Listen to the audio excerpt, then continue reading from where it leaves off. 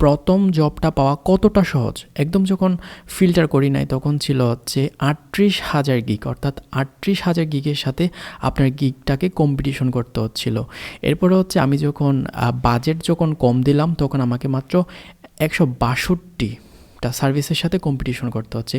আসসালামু আলাইকুম রহমতুল্লাহ। ফাইবারে প্রথম জবটি পাওয়া নিয়ে যারা স্ট্রাগল করতেছেন, ইনশাল্লাহ তারা এই ভিডিওতে প্রথম জবটি পাওয়ার সলিউশন পেয়ে যাবেন। আমি ফাইবারে বায়ার হিসেবে জয়েন হয়েছি। এখানে 4 ধরনের বায়ার আছে। এক ধরনের বায়ার হচ্ছে ফ্রড, যারা হচ্ছে কাজ করায় টাকা দেয় না, তারা হচ্ছে কোনো ছলে অর্ডার ক্রিয়েট না করে কাজ করায় নেই, সেটা কোনোভাবে সোর্স কোডটা নিয়ে নিতে পারলেই তাকে ধোকা দিয়ে দেয়।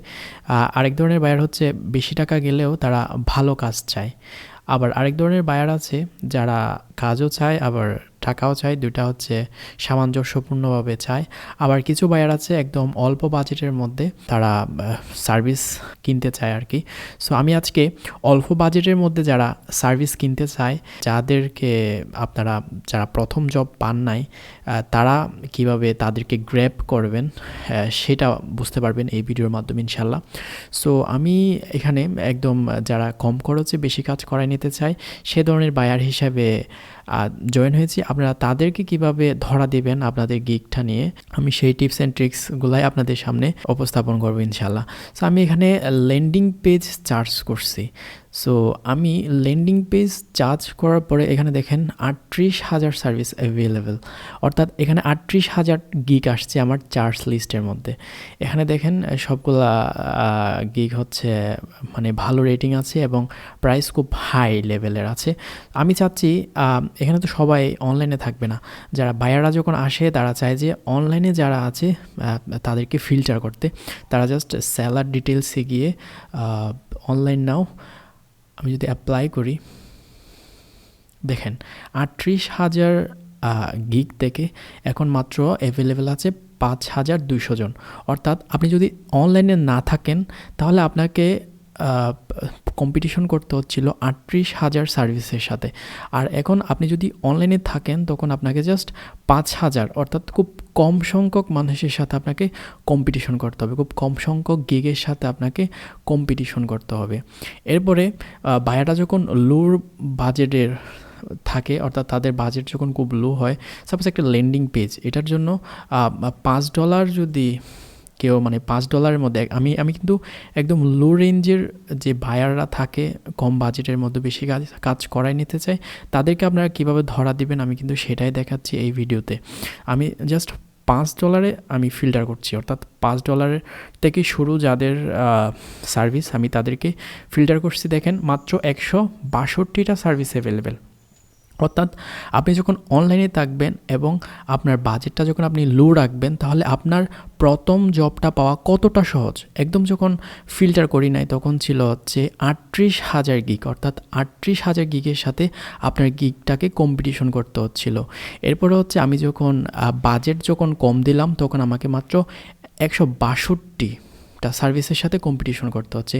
এখানে দেখেন এরাও কিন্তু $5 অনেকগুলো কাজ করে ফেলছে এবং 5 স্টার রেটিং পেয়ে গেছে। এখান থেকে আপনি আপনার গিগটাকে কিভাবে স্পেশালাইজড করবেন, মাঝে মাঝে কিছু কাজ থাকে যেগুলো তারা মেসেজের মাধ্যমে বলে যে আমার এই কাজটা তুমি কত ডলারের মধ্যে করে দিতে পারবা, বা তুমি এই কাজটা আদৌ করে দিতে পারবা কিনা, এভাবে মেসেজ করে।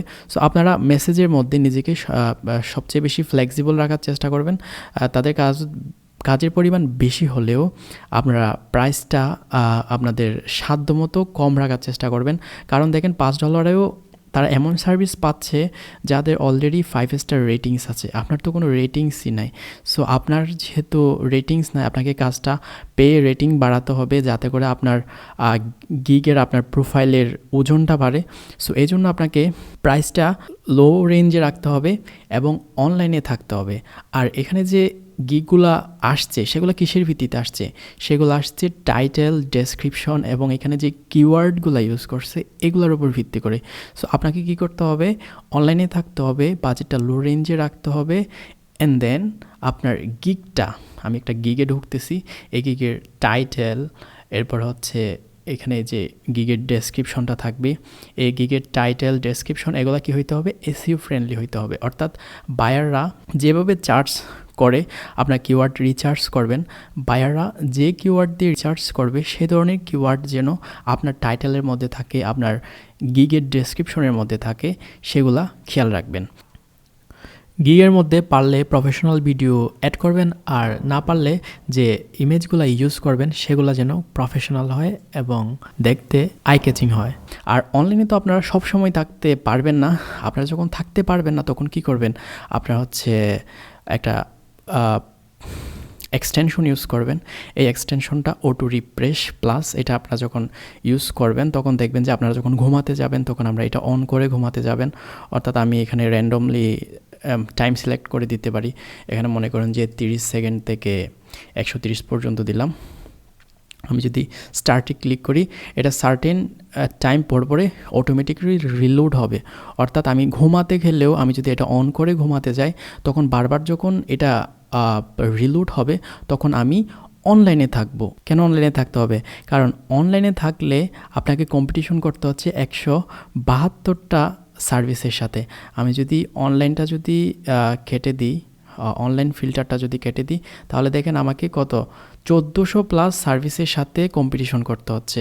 আমি এটা স্টপ করে দিচ্ছি যাতে করে আমাদের ডিস্টার্ব না করে। দেখেন আমি যদি $5 একটা সার্ভিসও চার্জ করি, দেখেন এখানে 1400 সার্ভিস অ্যাভেলেবেল। আর যদি অনলাইনে থাকি তাহলে দেখবেন যে 1400টা কমে, অর্থাৎ $5 1400টা সার্ভিস অ্যাভেলেবেল আছে ল্যান্ডিং পেজের উপরে। আমি যদি অনলাইনটা ফিল্টার করি সাথে সাথে 174-এ চলে আসলো। এই যে দেখেন 174-এ চলে আসছে। অর্থাৎ আপনাকে কি করতে হবে, বাজেটটা লো রাখতে হবে, লো রেঞ্জে রাখতে হবে রিচার্জ করে তুলনামূলকভাবে আর কি। অ্যান্ড দেন আপনাকে অনলাইনে থাকতে হবে। অ্যান্ড দেন আপনার যে গিগটা সেটা অপটিমাইজড হতে হবে, এমনভাবে তৈরি করবেন যেন বায়ারের চার্জে আপনার গিগটা ধরা পড়ে। আশা করি এই টিপসগুলো ফলো করলে আপনিও পেয়ে যাবেন আপনার কাঙ্ক্ষিত প্রথম জবটি। ফ্রিল্যান্সিং এবং ওয়েব ডেভেলপমেন্ট রিলেটেড ভিডিও পেতে আমার চ্যানেলটি সাবস্ক্রাইব করুন। আসসালামু আলাইকুম রহমতুল্লাহি ওয়া বারাকাতুহু।